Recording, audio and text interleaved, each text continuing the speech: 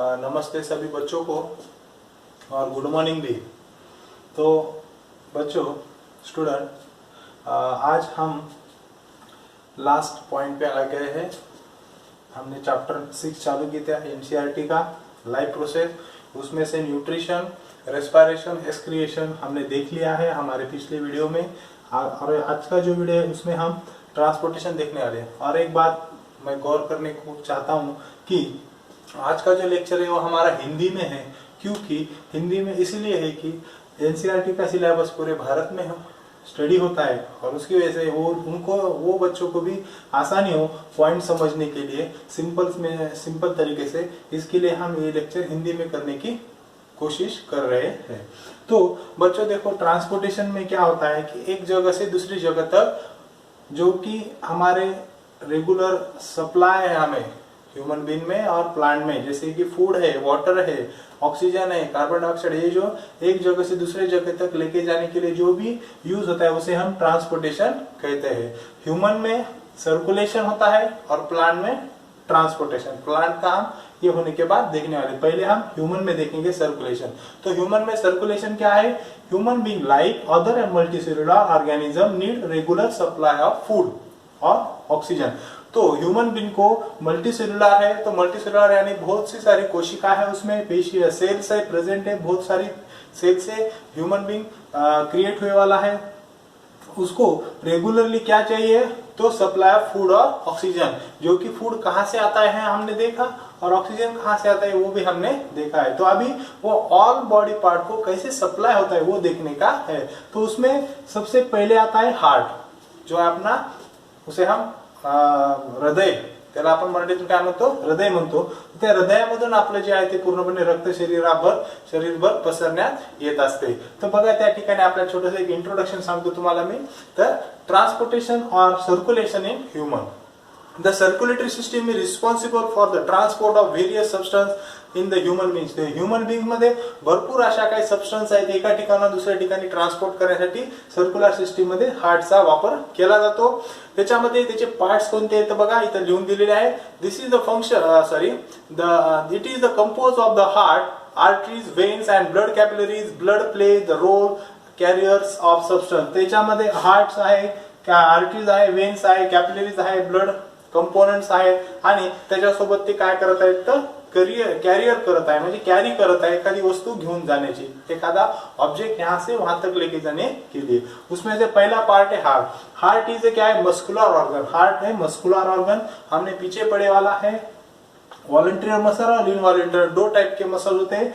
Volunteer जिसपे अपना control है, हम कंट्रोल कर सकते हैं उस एक्शन को, और जिसे हम एक्शन को कंट्रोल नहीं कर सकते उसे इनवॉलंटियर कहते हैं। और इनवॉलंटियर का एक एग्जांपल मध्ये तो cardiac muscles means cardiac organ, जैसे कि हमारा हार्ट है उसे हम कंट्रोल नहीं कर सकते। उसके बाद क्या है? It is small that it can inside the adult wrist. तो हार्ट कितना है, कितना बड़ा है या छोटा है? नहीं, तो एक अडल्ट जो है, अडल्ट इंसान के मुट्ठी के जितने उसकी साइज है। उसके बाद राइट आर्टियम, उसमें 4 चेंबर है। 4 चेंबर कौन से? Right आर्टियम, left आर्टियम, right vertical and left vertical, ऐसे 4 चेंबर उसमें है। बुक लीजिए, बुक में आपको अच्छी तरह से समझ में आ सकता है 4 चेंबर। उसके बाद the human heart is compress the chamber. 4 chamber हमने बता दी है, कंपोज्ड ऑफ 4 चेंबर। उसके बाद दो उसमें सवाल आपको ध्यान रखने का है, 2 एक्शन है, फंक्शन है उसके। एक है सिस्ट्रोल। सिस्ट्रोल मीन्स जब हमारा हार्ट जो है कॉन्ट्रैक्ट होता है, मतलब सिकुड़ जाता है, उसमें ब्लड आ जाता है, सिकुड़ने के बाद ब्लड आता है, और उसका अपोजिट जो है उसको डायस्ट्रोल कहते हैं, जिसके वो रिलैक्स हो जाता है, ब्लड को छोड़ देता है, अपने मसल जो है फूल जाते हैं, उसे कहते हैं सिस्ट्रोल एंड डायस्ट्रोल। उसके बाद हमें देखना है आर्टरीज। आर्टरीज क्या होता है? तो artery is the thick wall, हमने बताया पॉइंट में, artery is the thick wall and carry oxygen, उसमें ऑक्सीजन कैरी होता है। उसके बाद pulmonary artery are expectation because जो लंग से निकलती है, जो लंग से ब्लड वेसल निकलते हैं उसे पल्मोनरी आर्टरीज और पल्मोनरी वेन्स हम उसे कहेंगे, क्योंकि उसमें एक तरफ ऑक्सीजनेटेड ब्लड होता है, एक तरफ डीऑक्सीजनेटेड ब्लड होता है। लेफ्ट साइड में डीऑक्सीजनेटेड ब्लड और राइट साइड में ऑक्सीजनेटेड ब्लड, तुम बुक में देखो, बुक में उसकी डायग्राम दिखाई वाली है। उसके बाद pulmonary artery, the expectation because they carry the deoxygenated blood from the heart to the lung। तो हार्ट में से deoxygenated blood जो है वो आने वाला, वो कैसे आता है आपको आगे समझ में आएगा। तो हार्ट में से जो deoxygenated blood है वो लंग्स तक लेके जाने के लिए pulmonary artery की यूज होता है। उसके बाद हमें आगे देखना है कि वेन्स क्या है, उसका तीसरा पॉइंट है वेन्स। तो veins, there are the thin wall, ये कैसा है, थीन वॉल है, कैरी डीऑक्सीजनेटेड ब्लड, उसमें डीऑक्सीजनेटेड, उसमें ऑक्सीजन नहीं रहता है तो कार्बन डाइऑक्साइड प्रेजेंट रहता है, मतलब हार्मफुल सब्सटेंस। उसके बाद देखिए carry the deoxygenated blood from the different organ from the heart, तो हार्ट में से डिफरेंट ऑर्गन तक जो ब्लड जाता है उसमें से वो डीऑक्सीजनेटेड ब्लड कलेक्ट करता है। Walls are present in the veins prevent the back flow of the blood, उसमें एक छोटा सा मैकेनिज्म है, कौन सा है कि जैसे हमारे घर में दरवाजे खिड़कियां रहते हैं तो उसमें से जैसे कि हार्ट जो वेन्स है, वेन्स में भी एक चेंबर रहता है, क्या बोलते हैं वॉल्स रहता है, उसमें क्या होता है कि देखो बच्चों कि ब्लड का फ्लो जो है वो एक तरफ ही होता है, ये अपनी वॉल्स है, ये वेन्स है, वेन्स में से ये वॉल्स है, और जैसे कि यहाँ से ब्लड जाने वाला है तो ये वॉल ऑटोमेटिकली ओपन होता है और ब्लड यहाँ से निकल जाता है। बट कुछ एक्सीडेंट की वजह से, कुछ कारण की वजह से ब्लड का फ्लो अगर उल्टा आ गया, अपवर्ड आ गया, वापस आ गया, तो इसे वापस नहीं जाने देते, उसे बंद कर देते हैं। ये उसका एक फंक्शन है, किसका है तो वेन्स में, आर्टरीज में नहीं है। उसके बाद हमें देखना है capillaries. Capillaries single cell wall, capillaries कैसा है, बहुत ही छोटे छोटे जैसे हमारे हेयर है, हेयर से भी छोटे छोटे ब्लड के वेसल्स होते हैं, उसे हम कैपिलरीज कहते हैं, क्योंकि वो डायरेक्टली सेल से कनेक्ट होते हैं। अपने बॉडी में जो सेल है, अपनी बॉडी सेलुलर है और जो सेल से कनेक्ट होते हैं वहां तक पहुंचने के लिए कैपिलरीज चाहिए। तो capillary, there are the blood vessel have the single cell wall, उसे सिंगल सेल वॉल कहते हैं। उसके बाद आता है ब्लड कंपोनेंट्स, और ब्लड क्या है तो blood is connective tissue, blood कैसा है तो कनेक्टिव टिश्यू है। Blood is a connective tissue which play the role of the carrier of various substance, तो ब्लड में से वेरियस सब्सटेंस कैरी होते एक जगह से दूसरी जगह तक in the body. Blood is a component, blood के तीन कंपोनेंट्स है, ब्लड के तीन कंपोनेंट्स है, पहला है ब्लड प्लाज्मा, दूसरा है ब्लड सेल और तीसरा है प्लेटलेट्स। तो हम तीन कंपोनेंट्स देखते हैं, पहले देखते हैं blood plasma. Blood plasma simple है, blood plasma is the pale colour liquid which mostly compose of water, तो ब्लड प्लाज्मा में ज्यादा से ज्यादा वाटर रहता है। उसके बाद आता है blood plasma form the matrix of the blood, matrix मतलब ज्यादा से ज्यादा पार्ट जो है तो अपने ब्लड में ब्लड प्लाज्मा है। उसके बाद आता है blood cell. Blood cell two types के होते हैं, एक है आरबीसी, दूसरा है डब्ल्यूबीसी। आरबीसी डब्ल्यूबीसी क्या है तो देखो, RBC there are the colour because of the present in the haemoglobin. RBC में क्या रहता है, हीमोग्लोबिन रहता है। जैसे कि हमने पिछले पीरियड में देखा कि प्लांट का कलर ग्रीन रहता है, लीफ का क्यों रहता है, क्योंकि प्लांट में क्लोरोफिल पिगमेंट रहता है, उसकी वजह से उसका कलर ग्रीन रहता है। वैसे ही हमारे ब्लड में हीमोग्लोबिन रहता है, उसका कलर रेड रहता है, लाल कलर रहता है, उसकी वजह से हीमोग्लोबिन की वजह से हमारा ब्लड जो है वो रेड दिखता है। और हीमोग्लोबिन की खासियत क्या है, वो अट्रैक्ट करता है ऑक्सीजन को खींच लेता है, ज्यादा से ज्यादा ऑक्सीजन को खींचता है और कार्बन डाइऑक्साइड को, CO2 को रिलीज कर देता है, कार्बन डाइऑक्साइड को वो छोड़ देता है। उसके बाद hemoglobin radially combines with the oxygen and the carbon dioxide. The transport of oxygen happen through the hemoglobin. तो hemoglobin की मैंने खासियत बता दी है आपको। उसके बाद some part of the carbon dioxide also transported through the hemoglobin. तो ब्लड में हीमोग्लोबिन ज्यादा रहा तो ट्रांसपोर्टेशन के लिए अच्छी बात है। उसके बाद आता है WBC। WBC क्या है, WBC सिंपल है, देखिए WBC means white blood cell. There are the plain white colour, उसका कलर कैसा है, व्हाइट है, इसके लिए हमें उसे व्हाइट ब्लड सेल कहते हैं। और उसका मेन रोल क्या है तो they play important role in the immunity system. तो इम्यूनिटी सिस्टम में उसका मेन रोल है। इम्यूनिटी सिस्टम क्या है बच्चों, मैं बताता हूँ। जैसे कि हमें मालूम है कि आतंकवादी वगैरह अटैक हो गया, दंगे हो गया हमारे शहर में या देश में, तो उसे प्रोटेक्ट करने के लिए, वो सबको रोकने के लिए हमारे पास मिलिट्री है, पुलिस है, ठीक है, तो उसे वो कंट्रोल करते हैं। वैसे ही हमारे बॉडी के अंदर अगर वायरस बैक्टीरिया आ गए तो उसे कंट्रोल करने के लिए, उसे खत्म करने के लिए हमारे बॉडी में WBC रहता है ब्लड में, वो उसे किल कर देते हैं, मतलब इम्यूनिटी सिस्टम है। उसके बाद हमें देखना है डबल फिल्ट्रेशन और डबल सर्कुलेशन। डबल सर्कुलेशन क्या है कि बुक निकाला होगा तो बुक में देखिए, ये जो हमारा हार्ट है, हमारा हार्ट है, सॉरी हमारा लंग्स है, लंग में से एक वेन आती है, सॉरी एक आर्टरीज आती है, और आर्टरी में क्या रहता है, ऑक्सीजनेटेड ब्लड रहता है, वो हमारे लंग्स हार्ट में जाता है और हार्ट से वो पूरे बॉडी में फैलता है। उसके बाद कैपिलरी से वो वापस हमारे वेन्स में से हमारे हार्ट में आता है, उसको रहता है CO2, और ये जो CO2 है वापस हमारे लंग्स में भेजने के लिए रेडी होता है। और ये जो है वो पूरा क्या है, तो ब्लड सर्कुलेशन प्रोसेस है। इसे हम डबल ब्लड सर्कुलेशन प्रोसेस कहते हैं। एकदम सिंपल मैंने आपको बताया है।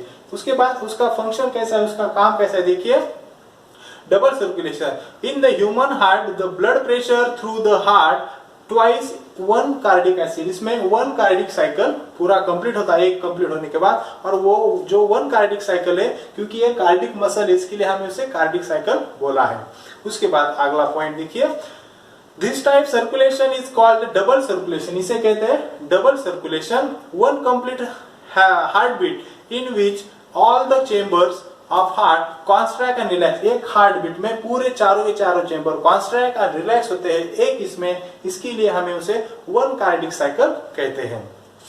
The heart beats about 72 times. एक हार्ट बीट्स जो है वो हमारे एक मिनट में कितने होते हैं, 72 हार्ट बीट्स होते हैं। 72 हार्ट बीट्स करते हैं हम 1 मिनट में। और जो एक बार कॉन्स्ट्रैक्ट एंड रिलैक्स होता है उसमें हमारा जो ब्लड है वो कितना यूज होता है, तो 70 ml। कितना ब्लड यूज होता है वो, तो 70 ml वो पंप करता है, मतलब 70 मिलीमीटर ब्लड लेता है और छोड़ता है। और ऐसा 1 मिनट का हिसाब लगाया तो 409,000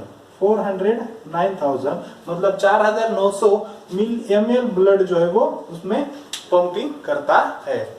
उसके बाद double circulation ensure that complete saturation of oxygen and the deoxygenated blood with the necessary of opinion energy product warm blood animal। तो blood animal में कभी फास्ट और कभी स्लो हो सकता है।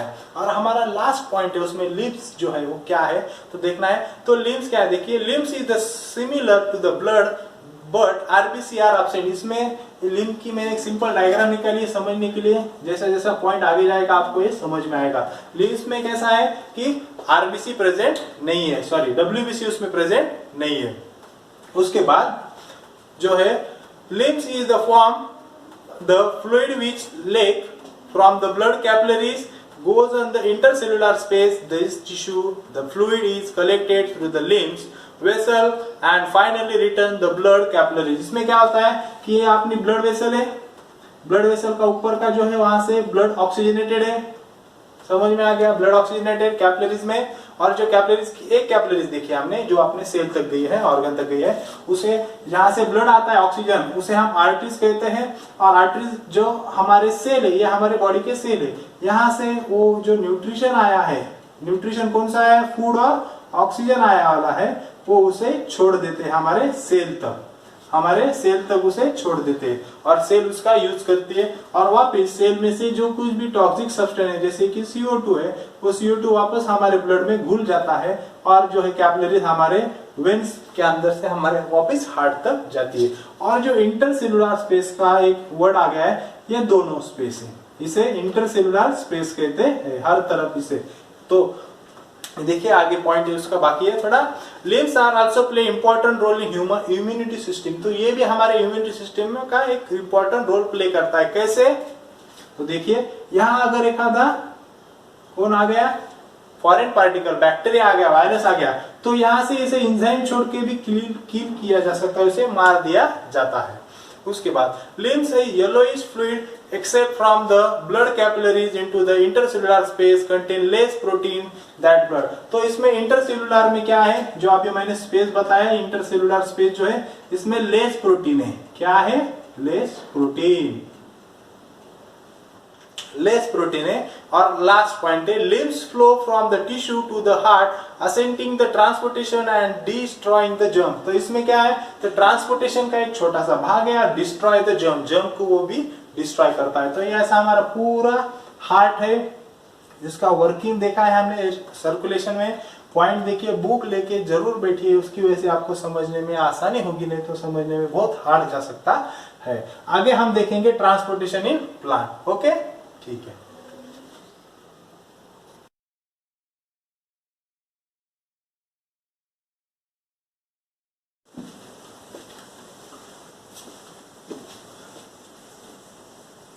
हाँ, तो हम अभी आगे बढ़ते हैं ट्रांसपोर्टेशन इन प्लांट। तो ट्रांसपोर्टेशन इन प्लांट में क्या होता है, प्लांट है स्पेशलाइज वस्कुलर टिश्यू, प्लांट में एक वस्कुलर टिश्यू है स्पेशलाइज, उसी काम के लिए बने वाला, for the transportation of the substance. तो जो सब्सटेंस है प्लांट में, फूड और ऑक्सीजन और वाटर मिनरल जो है वो एक जगह से दूसरी जगह तक लेके जाने के लिए उसे ट्रांसपोर्टेशन इन प्लांट कहते हैं। प्लांट है specialise structure vascular tissue for the transportation of substance.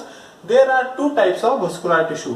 Tissue के दो टाइप्स है, एक है जाइलम, दूसरा है फ्लोएम। जाइलम पहले हमें देखेंगे, बाद में फ्लोएम में जाएंगे। जाइलम कैसा है देखिए, हमें इधर डायग्राम और एक पॉइंट लिखने वाला है, जाइलम वाटर एंड मिनरल। तो जाइलम क्या कंडक्ट करने वाला है, वाटर और मिनरल्स कंडक्ट करने वाला है। उसके बाद जाइलम के 3 पार्ट्स है, ट्रचीट, जाइलम वेसल, जाइलम फाइबर, और उसे दूसरा नाम है जाइलम पैरेन्काइमा। जो ट्रचीड्स और वस्कुलर, जाइलम वस्कुलर है, उसमें से मिनरल्स जो है वो कैरी हो सकते हैं, जैसे कि एनपीके, नाइट्रोजन, फास्फोरस और पोटेशियम, ये जो मिनरल्स है और अदर भी मिनरल्स है उसे कैरी कर सकते हैं। अब ये पूरा जो है उसका अपन पॉइंट कैसे तैयार करेंगे, देखिए नोट डाउन कर सकते हैं आप। Xylem is responsible for transportation of water and mineral. Xylem responsible कैसा है, तो transportation of water का है। It is composed of tracheids, xylem vessels and xylem fiber और xylem parenchyma. Tracheids and xylem vessels are the conducting element. Tracheids and xylem conducting the minerals, NPK और दूसरे other भी minerals. उसके बाद है xylem makes the continuous tube plant which run from the root to the stem and right up the veins of the leaves. तो झायलम एक ऐसी लांब, म्हणजे अशी एक लांब नळी आहे की ती पूर्णपणे प्लांटला जोडलेली आहे, स्टार्टिंगच्या रूट पासून ते टिप पर्यंत। त्याच्यात लीफ पण आले, ब्रांचेस पण आले, वेगवेगळे पार्ट सुद्धा झाडाचे प्लांटचे अवेलेबल आलेले आहेत। नेक्स्ट हमें देखना है xylem water and mineral from the leaves to the other part of the plant. तो जाइलम क्या करता है कि प्लांट के अदर पार्ट को जो वाटर है, मिनरल्स है, वो सप्लाई करता है।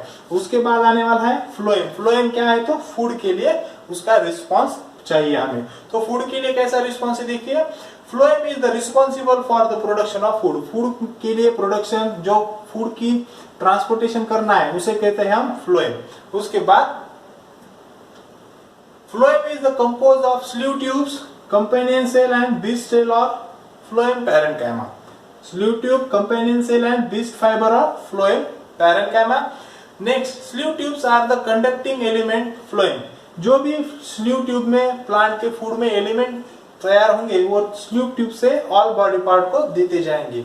उसके बाद कैरिड प्रोडक्ट फोटोसिंथेसिस, और फ्लोएम क्या करता है, जो कि फोटोसिंथेसिस हो गया है प्लांट में, फोटोसिंथेसिस में रेडी होने वाला फूड जो है वो ऑल बॉडी पार्ट, रूट को भी जाने वाला है, अदर के पार्ट को भी प्लांट जो है वो ट्रांसपोर्टेशन करने वाला है। उसके बाद हमें देखना है ascent of sap. Ascent of sap कैसा है वो देखेंगे। तो उसमें अपवर्ड मूवमेंट ऑफ वाटर और मिनरल। तो अपवर्ड मूवमेंट कैसी है वाटर और मिनरल की, देखिए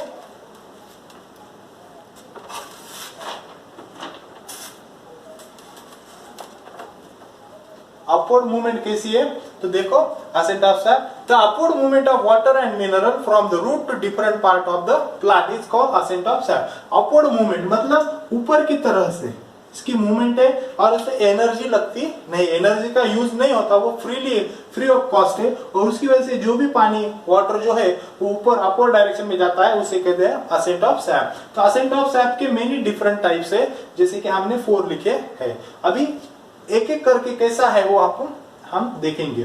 तो पहला है रूट प्रेशर। रूट प्रेशर कैसा है देखो, the wall of cell root hair is very thin. जैसे कि ये रूट है, इसके जो हेयर है वो वेरी थिन रहते हैं और उस पर प्रेशर क्रिएट होता है, और प्रेशर क्रिएट होने के बाद आगे देखिए water from the soil enter the root hair because the osmosis. Osmosis क्या है कि ऑस्मोसिस में क्या होता है कि रूट हेयर पे अगर प्रेशर क्रिएट हुआ तो इधर का बाहर सॉइल में का जो वाटर है वो ऑटोमेटिकली रूट हेयर में जाता है, और रूट हेयर में से वो डायरेक्ट मेन रूट में जाता है, और थोड़े थोड़े हलो हलो वो आगे आगे स्लोली अपवर्ड डायरेक्शन में चले जाता है। ये है ऑस्मोसिस, उसमें एनर्जी लगती नहीं। उसके बाद root pressure is responsible for the movement of water up to the base of the stem. तो स्टेम के बेस में से आगे जाता है। रूट प्रेशर कहां तक क्रिएट होता है? स्टेम के बेस तक ही क्रिएट होता है, आगे क्रिएट नहीं होता। उसके बाद है कैपिलरीज एक्शन। हमें कैपिलरीज जो है वो इसके पहले भी नाम आए वाला है। कैपिलरी मतलब स्मॉल छोटे छोटे ट्यूब और वेसल्स। तो ये जो स्मॉल छोटे छोटे वेसल्स होते हैं इसमें क्या होता है देखिए, a very fine tube called capillaries, water और any liquid rise up capillary because the physical force. तो इसमें से जो वाटर और मिनरल्स है वो ऑटोमेटिकली ऊपर जाता है, तो इसमें फिजिकल फोर्स जो है इसको यूज होता है। और फिजिकल फोर्स में क्या है, तो एक फेनोमेना, नेचुरल फेनोमेना है वो, is called the capillaries action. इसे हम कैपिलरीज एक्शन कहते हैं। Water stem rise up the some height because the capillary action. और ये कहां तक है कि 4-5 फीट तक ही ये इसका कैपिलरीज एक्शन जो है वर्किंग करता है। बड़े पेड़ में ये कैपिलरीज एक्शन जो है वो उसे एक्टिंग नहीं कर सकता है, तो स्मॉल प्लांट में ही ये कैपिलरी एक्शन यूज होता है प्लांट में। Third number adhesion and cohesion. Adhesion and cohesion में क्या है कि इसे डायरेक्ट देखो, adhesion and cohesion of water molecule. Water molecules मतलब हमें वाटर किससे मिलता है, तो H2O से मिलता है, ये इसका फॉर्मूला है। तो देखो आगे, water molecule make a continuous column in a xylem because of the force of adhesion and cohesion among the molecule. Molecule का जो फोर्स है, इंटरमॉलिक्यूलर फोर्स है, ये फोर्स की वजह से ये जो वाटर है वो ऑटोमेटिकली ऊपर चले जाता है। इसे कहते हैं हम एडोसिन एंड कोसिन। लास्ट है ट्रांसपोर्टेशन इन पूल। ट्रांसपोर्टेशन इन पूल में क्या होता है, देखो ये हायर प्लांट में होता है और ये ज्यादा से ज्यादा हर प्लांट में हम देख सकते हैं। Transportation pool, loss of water vapour through the stomata. तो हमें मालूम है प्लांट में से वाटर लॉस होता है वेरी हाई क्वांटिटी में, तो वो लॉस कैसे होता है, तो स्टोमेटा से लॉस होता है। Plant is called the transportation, उसे कहते हैं ट्रांसपोर्टेशन। उसके बाद आगे पॉइंट है, the transportation pool serve the water column from the xylem tube and these transportation pool, इसे हम ट्रांसपोर्टेशन पूल कहते हैं। मतलब यहाँ से स्टोमेटा से वाटर निकल जाता है और पूरे पेड़ में, पूरे जो प्लांट है उसमें प्रेशर क्रिएट होता है और यहाँ से वाटर वेपर निकल जाने के बाद प्रेशर रिलीज होता है और ऑटोमेटिकली ये वापस वाटर उसमें चले जाता है। यहाँ से वाटर नहीं निकला तो प्रेशर क्रिएट नहीं होता और प्रेशर क्रिएट नहीं हुआ तो ऑटोमेटिकली वाटर जो है वापस ऊपर उसे सक किया नहीं जा सकता। आगे देखो, the transportation pull serve the water column of xylem tube, this the water is available to great height even the tallest plant. ये कहाँ पे होता है, तो टॉलेस्ट प्लांट में हमें देखने के लिए मिल सकता है। उसके बाद होता है transportation of food. Transportation of food में क्या है कि प्लांट में ट्रांसपोर्टेशन कैसा होता है, हमने बोला है कि फ्लोएम में ट्रांसपोर्टेशन होता है। अभी फ्लोएम की बारी आती है। तो देखो, transportation of food is plant happen because the utilize the energy। Plant में भी क्या होता है, यूटिलाइज एनर्जी की जाती है, एनर्जी का यूज वहां पे किया जाता है। This the unlike the transport through the xylem. तो जाइलम में ट्रांसपोर्टेशन नहीं होता है, तो कहां होता है, तो फ्लोएम में होता है ट्रांसजाइलम। It is the form of active transport, इसे कहते हैं active transport. Move over the flow of substance through the phloem take place in both direction. Both direction मतलब अभी यहाँ पे फ्लोएम है ये, और प्लांट में से फूड रेडी हो गया था ऊपर जाने के लिए और नीचे अपवर्ड और डाउनवर्ड दोनों डायरेक्शन। इसके लिए इसका वे कैसा है, तो ट्रू वे ट्रैफिक इसे हम कहते हैं, टू वे ट्रैफिक। पर जाइलम में वन वे है, वापस नीचे और किसको वाटर देना है, मिनरल देना है, नहीं, ये ऊपर ही लेने का है। तो ये वन वे है और फ्लोएम जो है टू वे डायरेक्शन में उसका वर्किंग चलता है। उसके बाद इसे कहते हैं two way traffic in phloem. Transportation is the process of loss water vapour from the aerial plant. Transportation में क्या होता है कि एरियल प्लांट, जो भी प्लांट का एयर में जो प्लांट के पार्ट्स है उसमें से वो ट्रांसपोर्टेशन होता है। ज्यादा से ज्यादा लीफ में हमें देखने के लिए मिल सकता है। अभी लास्ट पॉइंट है इसमें फंक्शन क्या है, देखिए, absorption and upward movement of water and minerals by creating pool. Absorption and upward direction, water absorb करने का और अपवर्ड डायरेक्शन में ऊपर भेजने का, ये जो क्रिएटिंग है इसे हम क्रिएटिंग पूल कहते हैं।